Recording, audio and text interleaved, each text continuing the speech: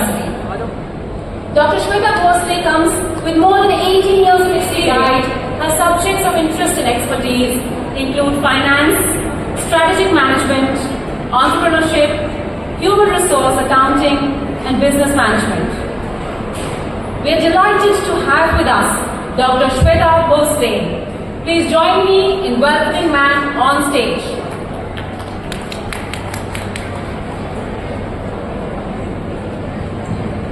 Thank you, everyone.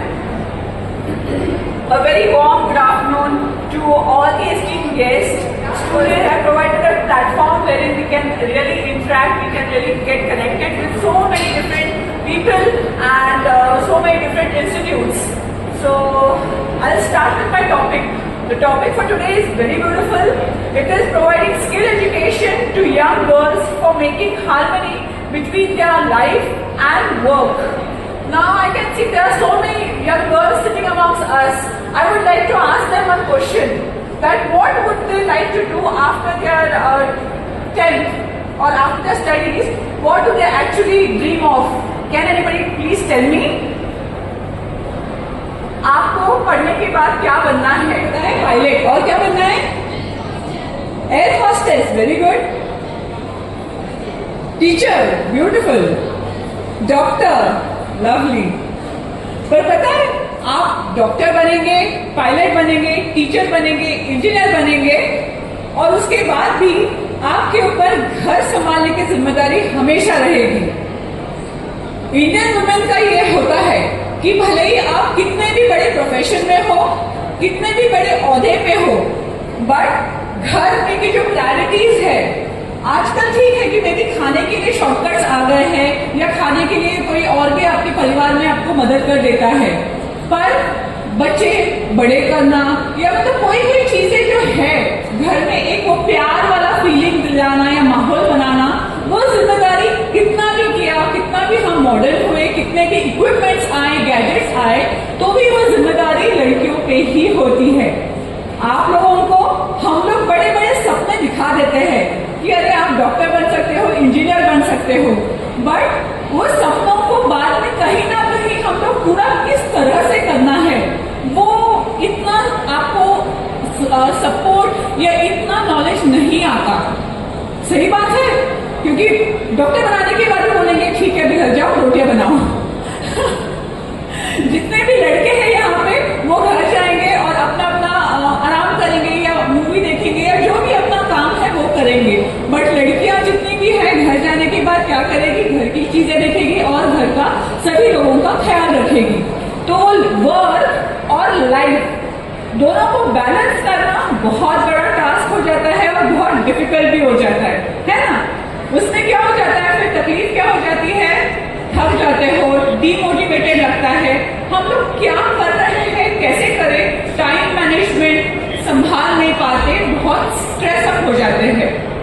इसीलिए ये हमारी जिम्मेदारी बनती है, हम सोसाइटी हमसे बनती है, जैसे यूनिवर्सिटीज है, गवर्नमेंट्स है, जितने भी जो संस्थान है, इन लोगों की जिम्मेदारी बनती है कि हम लोगों ने इन लोगों को सपना दिखाया है उसको पूरा किस तरह से किया जाए, किस तरह से लड़कियां जो है वो बैलेंस कर पाए अपने वर्क को और अपनी लाइफ को, है ना. तो जैसे हम लोग उत्तराखंड से है, मैं माइनपावर यूनिवर्सिटी उत्तराखंड से हूँ, बिलोंग करती हूँ. तो हमारे यहाँ पे हमने देखा कि बहुत सारी लड़कियां हैं, जैसे आप लोगों ने तो बोला कि आपको पायलट बनना है, साइंटिस्ट बनना है, आपको टीचर बनना है. वहां पे तो इतना तक एजुकेशन या इतना भी अवेयरनेस नहीं है कि वो लड़कियां बोले कि हमें इंजीनियर या डॉक्टर या पायलट या कुछ और बनना है. वहां पे वो बोलते हैं कि हमें पढ़ना है और वो बीए, बीकॉम और बीएससी इसमें मतलब बोलते ये कोर्सेज करती है और बस हो गया. फिर उसके बाद क्या, उसके बाद फिर कुछ नहीं, बीए के बाद एमए कर लेते हैं, फिर उसके बाद क्या, कंफ्यूज्ड वो हो जाता है.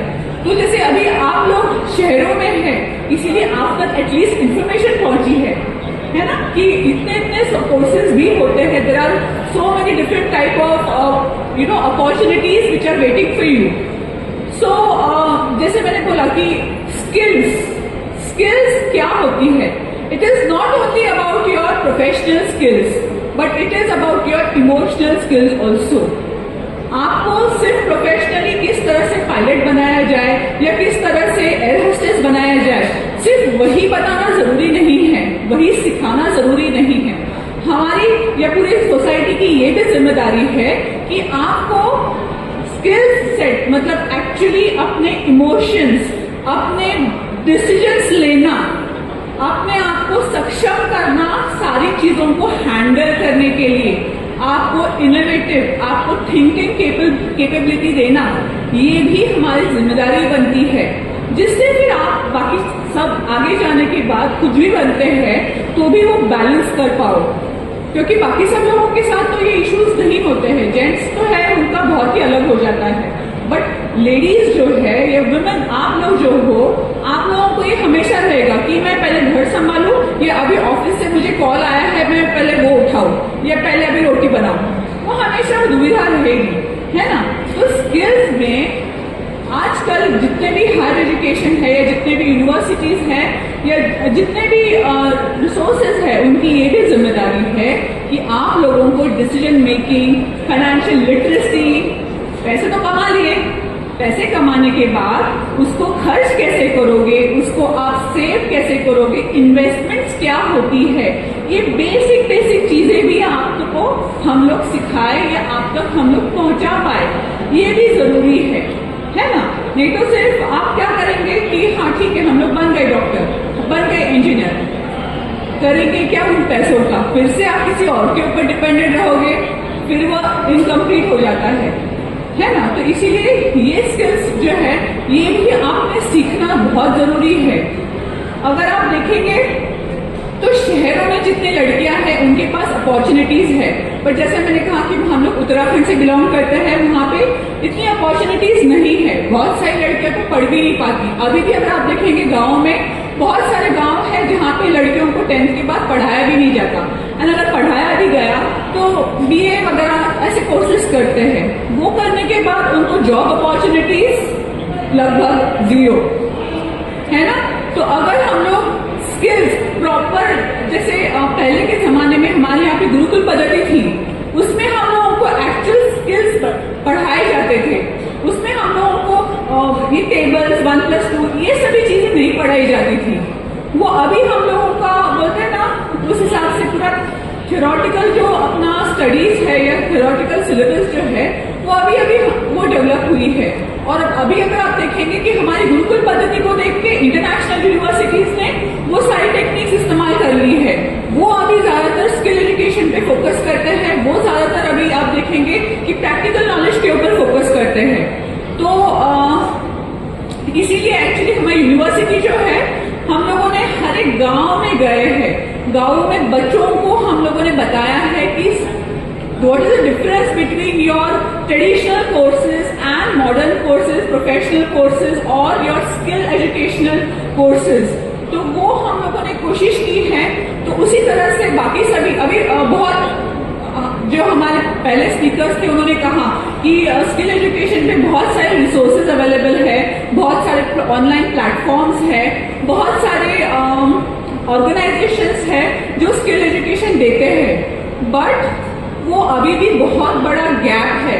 सभी लोगों को उन सब चीजों के बारे में नहीं पता, एक्सेसिबिलिटी नहीं है, इंटरनेट की भी नहीं है एंड नॉलेज भी नहीं। गवर्नमेंट ने भी बहुत कुछ किया है स्किल एजुकेशन पे या गर्ल चाइल्ड पे या ऑनलाइन एजुकेशन, बहुत सारी चीजें हैं, बट वो हर घर तक अभी भी नहीं पहुंची है ना। वो हम सबकी जिम्मेदारी है कि हम हर घर तक स्किल एजुकेशन का इम्पोर्टेंस, उसका मीनिंग, उसकी जितनी भी अपॉर्चुनिटीज है, उसके जितने भी सारे संस्थान है वो किस तरह से प्रोवाइड कर रही है, वो हम पहुंचाए, हर एक बच्चे हर एक बच्ची तक पहुंचाए, जिससे वो उनके अपने सपने पूरे भी कर सके और अपने वर्क और अपने लाइफ को बैलेंस भी कर सके।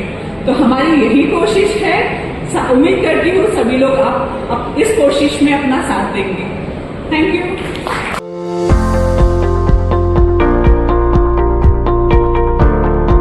Hello, sir. Hello, ma'am.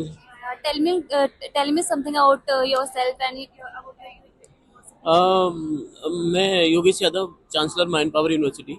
हमारी यूनिवर्सिटी भीमताल में है, नियर बाय नैनीताल, और बड़ी अच्छी जगह है यूनिवर्सिटी का। हमारा यहाँ पे जो है आना बड़ा अच्छा हुआ। यहाँ पे नॉर्थ इंडिया के अलग अलग इंस्टीट्यूशंस आए हुए, यूनिवर्सिटीज़ थी, बहुत सारे वेरियस कॉलेजेस हैं, स्टूडेंट्स गैदरिंग काफ़ी अच्छी थी।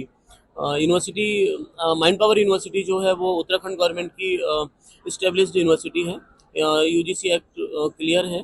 और इस साल हम लोगों ने मैनेजमेंट, टेक्निकल, इसके अलावा ट्रेडिशनल कोर्सेज हैं, मेडिकल कोर्सेज हैं जो हम लोग रन कर रहे हैं। So tell me some what are you looking forward with this event now? Basically actually कल से लेके अभी तक जितनी चीज़ें मैंने फील की है उसके हिसाब से अभी आपके इवेंट के अलावा हम लोगों ने और भी कुछ चीज़ें यहाँ पे प्लान की हैं। आगे वेरियस जो जो चीज़ें हो सकती हैं उसके लिए हम फर्दर डिस्कशन में आएंगे। Thank you so much, sir.